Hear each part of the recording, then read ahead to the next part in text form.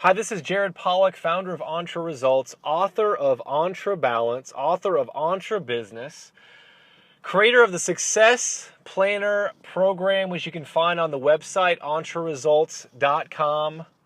Back for another great podcast. Listen, there is a correlation between effectiveness and profitability. And there's a powerful correlation, effectiveness being defined as doing the right things. Different than efficiency in terms of doing things right. This would be doing the right things in profitability. So contrasting effectiveness and profitability. We're just going to look at three things. Point number one is copy your favorite clients or copy your best clients. I mean, think for a moment that ideal client that you have, that client you work with that is just a joy, a pleasure to work with, very happy with your service, always pays on time, not against paying your full fair price.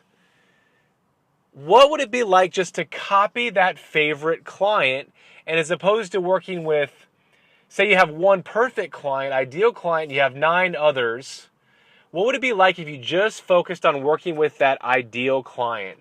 One thing I discovered, and this isn't wholly true, okay, this isn't always true, but people that have money, people that are a little bit wealthier or at least have the ability to spend money are usually better clients than people that aren't willing to spend more money. Have you ever realized that? And so focusing on that ideal client that has money, copy that. That's going to make the profitability of your business much, much greater. Oftentimes, just say the top 20% of the most profitable clients, they actually carry the entire profitability for the company. Oftentimes, studies show that definitely the lower 20%, but sometimes even the lowest 50% of clients don't even make money for the business. That's kind of a scary thing to think about, that you could be working with 50% or more of people that don't actually make money for the company. So focus on your top client. In line with that is point number 2, which is eliminate the bad clients. Think about those clients that argue, they complain, they're always trying to fight you for price. Think about the mental energy it gives you and your team just to have to deal with those clients.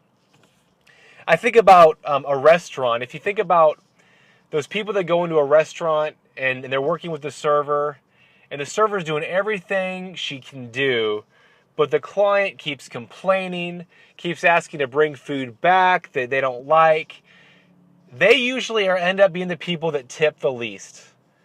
Not always. Not 100% of the time, but oftentimes the people that complain the most to that server are the people that give the worst tip. There's nothing that the server can do. It's the same thing with our business, with bad clients. So the best thing to do, even if maybe there's a lot of revenue that bad client brings in, getting rid of that bad client will free up the time and the space to focus on number 1, which is marketing to or trying to get that favorite client in place. Point number 3 about effectiveness and profitability is this. Cautiously sell extra services. Now, it's very important, and it's one way to grow your business is to increase your service offering, but be very cautious about selling these extra services. Make sure that you can be effective and profitable when selling these services. I'm a perfect example.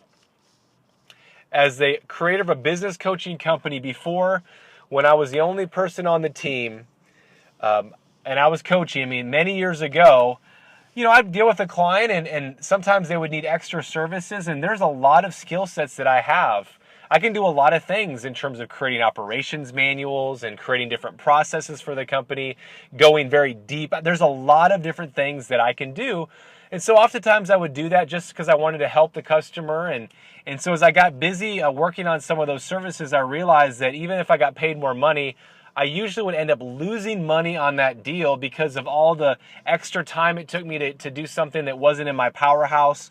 As well as sometimes of all the clients I've worked with, probably the least satisfied was when a client asked us to do something that's completely out of our zone and we decided to do it anyway and it wasn't done to their liking. Additionally, I definitely believe in coaching, and so sometimes it would disempower the owner to find out a different solution if you do it for them. And so long term, it wasn't even the best thing for the client oftentimes. So definitely look at selling extra services. That's a good thing, but making sure that you're cautiously selling these services to make sure that they're effective and they're profitable for the company. So number 1 is copy your favorite client. Number 2 is eliminate bad clients. And number 3 is cautiously sell extra services. Go out, take action, have a better than great day.